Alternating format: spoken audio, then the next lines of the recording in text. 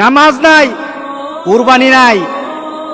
যেই ব্যক্তি নামাজ পড়ে না, যেই ব্যক্তি নামাজ পড়ে না, কুরবানি তার কোনো সফলতা আনবে না, কুরবানি তার জন্য সফলতা বয়ে আনবে না। নামাজ নাই, কুরবানি হবে না তার, নামাজ ছাড়া কুরবানি হবে না। এটাই ধারাবাহিকতা।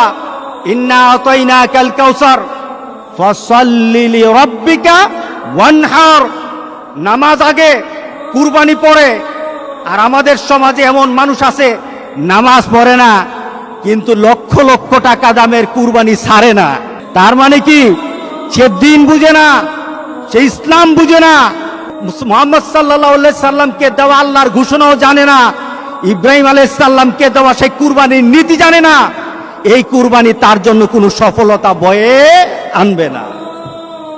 সুতরাং যারা কুরবানি দিচ্ছেন, আপনার নামাজ নাই, যারা উলামায়ে কেরাম কিন্তু বলেছেন, যাদের সাথে নামাজ নাই, যাদের সাথে নামাজ নাই, নামাজি ব্যক্তি যেন তাদের সাথে কুরবানি না দেয়।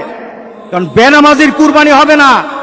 আপনি 7 নাম দিলেন, 6 জন মানুষ নামাজ পড়ে, একটা মানুষ নামাজ পড়ে না, বিপদ কিন্তু হয়ে গেছে, বিপদ কিন্তু হয়ে গেছে। কারণ 6 ব্যক্তির অংশটা কিন্তু আরেকজনের সাথে মিল সংযুক্ত হয়ে আছে। ওই ব্যক্তির বেনামাজি হওয়ার কারণে উলামায়ে কেরামের মতামত, সব উলামায়ে কেরামের মতামত, নামাজ যার থাকে না কুরবানি তার হয় না। সুতরাং নামাজ ছাড়বো না। রাজি আছি সবাই? কি ছাড়বো না বলেন? নামাজ ছাড়বো না।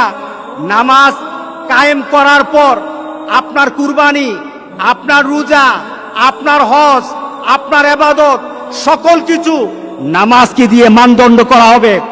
আগে নামাজ, এরপরে সকল ইবাদত। এটাই হবে মুসলমানদের ধারাবাহিক আমলের নিয়ম। যাদের সাথে নামাজ নাই, আজকে চলুন তওবা করি। আজকে তওবা কবুল হবে, আজকে আল্লাহ মাফ করে দিবেন, আজকে আমাদের গুনাহগুলি মাফ করে দিবেন।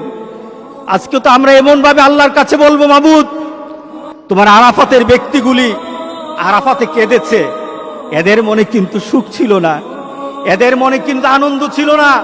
কারণ আরাফাতের ময়দানে 10,000 মানুষ থাকে না। মুহাম্মদ সাল্লাল্লাহু আলাইহি সাল্লাম যখন হজ করে গেলেন, তখনই তো 100 লাখের উপর মানুষ ছিল। 10,000 মানুষ আরাফাতের ময়দানে কখনো ছিল না। আজকে 10,000 মানুষ তারা ওই আরাফাতের ময়দানে কেঁদে কেঁদে বলেছে, মাবুদ, আমরা তৃপ্ত নই। কারণ যেখানে থাকার কথা ছিল 40 থেকে 50 লক্ষ মানুষ, যেখানে 50 লক্ষ মানুষ আল্লাহর দরবারে কাঁদার কথা ছিল, সেখানে 10,000 মানুষ তাদের আবেগটুকু দিয়ে আল্লাহর দরবারে কেঁদে কেঁদে বলেছে, মাবুদ, এই দুনিয়া থেকে তুমি মেহেরবানি করে বিপদ দূর করে দাও, গোটা পৃথিবীর মানুষকে স্বাভাবিকভাবে হজ করার মতো তৌফিক দান করে দাও। তাদের ডাক হয়তো কবুল হয়ে যাবে। আমাদের বিশ্বাস, তাদের ডাকের কারণে হয়তো আল্লাহ আমাদেরকে মাফ করে দিবেন। আজকে চলুন আমরা আল্লাহর দরবারে বলি, আজকে কয়টা মাস হয়ে গেল? আজকে প্রায় 6টা মাস আমরা যেন একটা নতুন পৃথিবীতে বাস করছি। যেই নতুন পৃথিবী সম্পর্কে আমাদের কোনো ধারণা নেই। আমরা একজন আরেকজনের সাথে মিশতে পারি না, আমরা একজন আরেকজনের সাথে কুলাকুলিও করতে পারি না, আমরা একজন আরেকজনের সাথে মুসাফাও করতে পারি না, আমরা একজন আরেকজনের বাড়িতে দাওয়াত খেতেও পারি না। আল্লাহ সুবহানাহু ওয়া তাআলা বলেন, আমার হুকুম মান। মুসাকে যেভাবে আমি বিপদ থেকে বাঁচিয়ে দিয়েছি, ইব্রাহিম আলাইহিস সালামকে আমার কথা মানার পর যেমন কুরবানি সন্তানকে না দিয়ে আমি দুম্বা দিয়ে কুরবানি করার ব্যবস্থা করে দিয়েছি, আমার কথা মানো, আমি ঠিক তোমাদেরকে ওইভাবে একটা মর্যাদার শিখরে দিয়ে দেব ইনশাআল্লাহ। ইনশাআল্লাহ আমরা আল্লাহর কাছে এমন একটা দাবি করি, আল্লাহ আমাদের সবাইকে ওই ধরনের ঈমান এবং মানসিকতা আল্লাহ সবাইকে দান করুক। সবাই বলেন আল্লাহুম্মা আমিন।